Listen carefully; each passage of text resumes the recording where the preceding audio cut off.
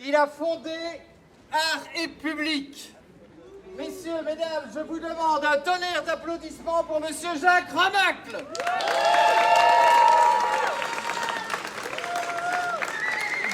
Voilà, bienvenue à tous à cette fête pour les 10 ans d'Art République. 10 ans, c'est long, et c'est court. Il peut se passer beaucoup de choses. On peut même passer, il faut même pas 10 ans pour passer du fond de classement de Division 3 à candidat au titre de champion de Belgique. Le nom de l'endroit choisi pour fonder Art République aurait pu être plus heureux, la taverne La Mort Subite. Eh bien, on a tenu 10 ans, c'est déjà pas mal. Et qui aurait imaginé qu'on se serait diversifié autant, qu'on aurait grandi, qu'on serait sur le point de compter plus de 40 travailleurs, et personne ne l'aurait imaginé. Pourtant, à bien y réfléchir, tout était là. Des personnes de qualité, des expériences dans de nombreux domaines, l'envie de créer, l'envie surtout, un réseau qui existait. Tout était là, pêle-mêle, en désordre, comme des tas de Lego ou autant d'éléments à monter dans Minecraft. J'avais envie de parler de gens que j'ai rencontrés pendant ces 10 ans. Je voulais saluer Bernard Henbert qui s'est malheureusement pas pointé. Décidément, ce garçon qui se définit comme un emmerdeur de service public, m'emmerde un peu puisque tout ce que je voulais lui dire n'est pas là. Mais disons que Bernard, c'est l'homme qui a milité pour la gratuité des musées le premier dimanche du mois, qui a réussi à convaincre les pouvoirs publics que ça devienne une mesure publique et qui après m'a appelé, parce qu'on en avait parlé, pour faire une SBL, pour faire la promotion de cette mesure. Voilà. Alors, on l'a fait. Il n'a pas resté très longtemps, mais ça a été fondateur et je dois le remercier. Qui voulait parler de Pierre-Yves Hurel? Pierre-Yves Hurel, c'est l'homme qui m'a fait découvrir les jeux vidéo participatifs.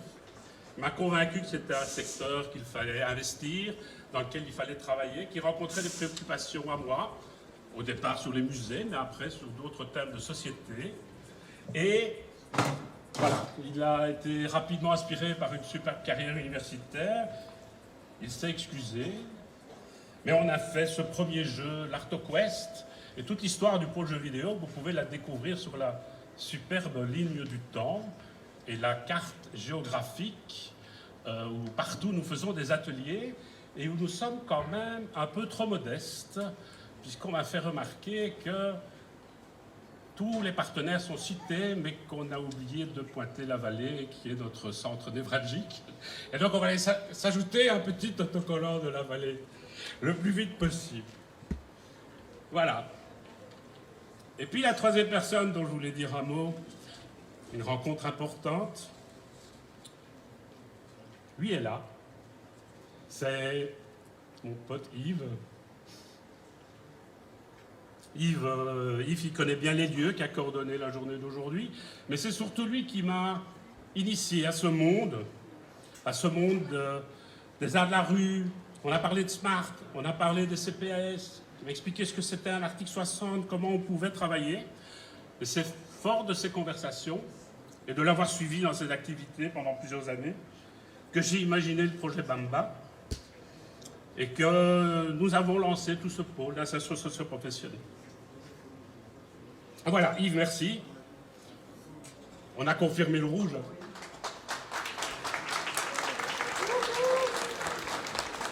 Alors, bien sûr, bien d'autres éléments. Bien d'autres éléments ont constitué la République, parce que finalement, la République, c'est quoi? Il y a beaucoup d'invités qui viennent aujourd'hui, et Bernard Henbert est un emmerdeur jusqu'au bout, puisqu'il vient d'arriver.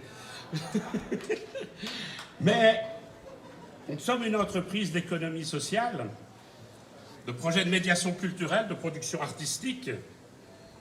Certains sont pérennes, restent dans l'association, comme nos projets musées, nos projets de jeux vidéo. D'autres sont temporaires et ont vocation de s'émanciper et à vivre leur vie en dehors de l'association, passer cette phase d'insertion. Alors, quand on parle d'économie sociale et de culture, on arrive vite aux questions des relations au pouvoir public. Parce que ce que nous faisons, C'est une action de service public. On est d'ailleurs reconnu comme cela. Mais nous le faisons à travers une association privée, indépendante. Nous y sommes fort attachés. Puis quand on parle de pouvoir public, la politique n'est jamais loin. Ils sont là, quelque part. Personnellement, c'est un thème qui m'intéresse. Et je vous avoue que avoir suivi la pénible campagne électorale en France m'a un peu affecté. Ça ne m'a pas passionné. Je reste un homme intéressé par la politique et je me suis plutôt intéressé à ce qui se passait en Amérique latine. Un continent important qui, pour moi,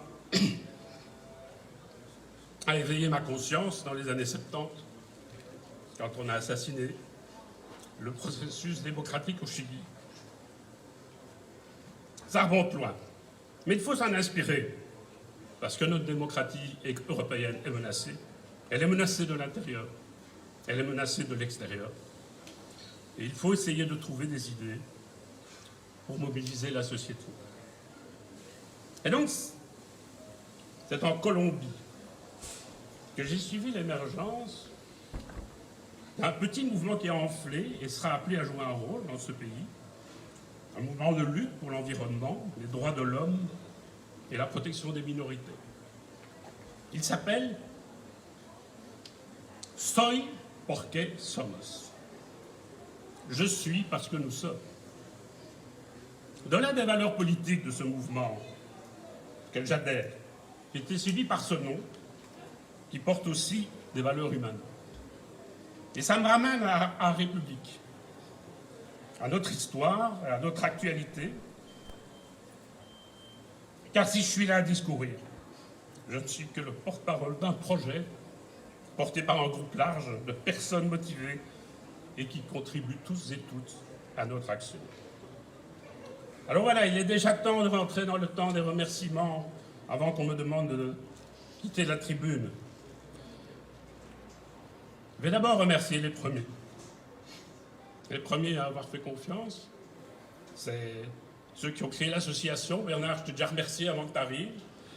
Mais, bon, Eric, Jean-Pierre, Kim, Anne, Yves, Roland, Lindsay, bien sûr, Pierre, Isabella, Bruno.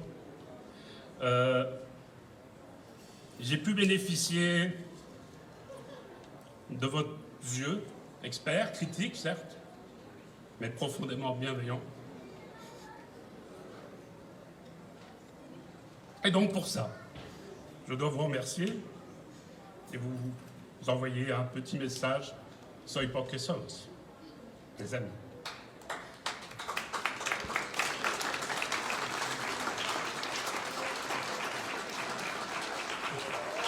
Alors, comme notre association travaille dans le secteur non marchand, nous allons reparler de nos soutiens publics, de ceux qui décident, les politiques comme on les appelle. Il y en a quelques-uns ici. Ce soir, je les remercie de leur présence. Le monde politique vit une crise de légitimité sans précédent. La démocratie est sur le fil du rasoir. Je fais partie de ceux qui croient, comme Winston Churchill, que je cite décidément beaucoup ces derniers temps, me dira-t-on, que la démocratie est un mauvais système. Mais c'est le moins mauvais de tous les systèmes. Alors pour que le moins mauvais devienne le meilleur, il y a beaucoup de travail. Il y a beaucoup de travail à ceux qui le mènent. Je voudrais dire qu'ils sont des compagnons de route importants. À eux aussi, j'adresse un vibrant seuil pour qu'ils soient. Enfin, je dois m'adresser aux meilleurs, à mon équipe. Une formidable équipe. Bien sûr, le groupe de base, je ne les cite pas parce que je risque d'en oublier, mais aussi les publics cibles, les partenaires, les freelances, dont les 40 salariés ne constituent qu'une partie, finalement. Voilà. Tout le monde n'est pas là. Un absent, un de nos bras importants, est malade. Il m'a adressé un petit mot. Et il vous salue. Voilà. Cette équipe, c'est pas toujours facile d'y rentrer. C'est plutôt rare d'en sortir, même si évidemment les publics cibles ont vocation de s'émanciper. Certains restent dans notre giron. Voilà.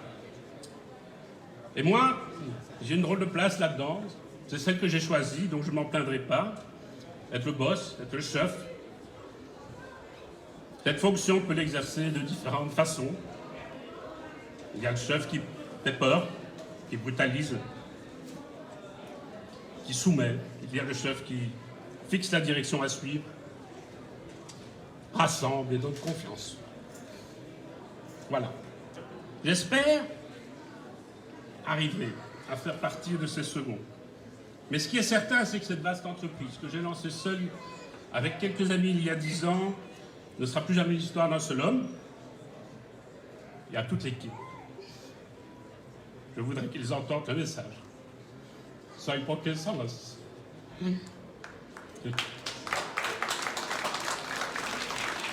Alors voilà, comme nous travaillons dans la culture, je me suis dit, pourquoi pas finir en chanson? Rassurez-vous, vous allez éviter une version massacrée de « J'ai 10 ans », d'Alain Souchon, et des menaces de vous tarer la gueule à la récré, même si la cour est une belle cour. Vous échapperez aussi à une promesse façon Bruel de rendez-vous dans 10 ans. Même pomme, même heure, même pomme, même heure, même jour. C'est l'inverse. Non, c'est vers Gainsbourg que j'ai été chercher mon inspiration pour vous parler de 2 personnes importantes pour la République. Vous avez lu l'histoire de Jesse James? Comment il vécut? Comment il est mort? Ça vous a plu, hein? Vous en demandez encore? Eh bien, écoutez l'histoire de Bonnie and Clyde. Clyde Barrow, Mazette. Qu'est-ce qu'on me l'a servi pendant 10 ans? L'homme qui met les musées en faillite en les empêchant de faire de recettes le dimanche. Celui qui dévalise les caisses des administrations mitraillettes au poing et à coups de dossiers de subvention. Pire même, celui qui engage des avocats pour brandir des menaces de Conseil d'État quand les décisions ne lui plaisent pas. Voilà. Heureusement que j'aime bien Warren Beatty. On pourrait plus souvent me comparer à lui, mais enfin bon, on ne peut pas tout avoir. Blague à part. Blague à part, au contraire de Clyde, j'espère surtout laisser la trace d'un gars loyal, honnête et droit, et que la société ne m'aura pas trop habillé. Alors voilà, Clyde a une petite amie. Elle est belle. Et son prénom, c'est Bonnie. Ah non, j'ai plus de petites amies depuis longtemps. J'ai une merveilleuse épouse. Elle est belle. Son prénom, c'est Lindsay. Beaucoup de vous la connaissent. Elle a participé à toute l'aventure de la République, de sa fondation à aujourd'hui, en passant par toutes les réunions du conseil d'administration. Elle a soutenu la trésorerie. Elle m'a botté les fesses quand le dimanche, j'avais la tentation d'un petit Paris-Roubaix à la télé, plutôt que d'aller au musée. Elle m'a écouté, soutenu, challengé, consolé, encouragé, critiqué, mis en garde. Sans elle, je n'y serais pas arrivé. À toi, Lindsay. Soy porque somos. Querida. Alors voilà, Gainsbourg et Barano promettent l'enfer. À la fin de la chanson, on va vous proposer, nous, un parcours artistique, des découvertes, de la musique, des ateliers, du teuf, du cirque, une fanfare, un food truck, un bar, un open gamesway présentant tous nos projets jeux vidéo, ou en tout cas la plupart. Et dans l'espace rétro gaming de nos amis de Reset XP, alors là, il y aura l'enfer. Parce que, attaquez-moi Pac-Man, et vous allez avoir tous les fantômes de la République derrière vous. Merci d'être si nombreux ce soir. Ces 10 ans, c'est aussi votre histoire. C'est en tout cas votre fête. Bon amusement.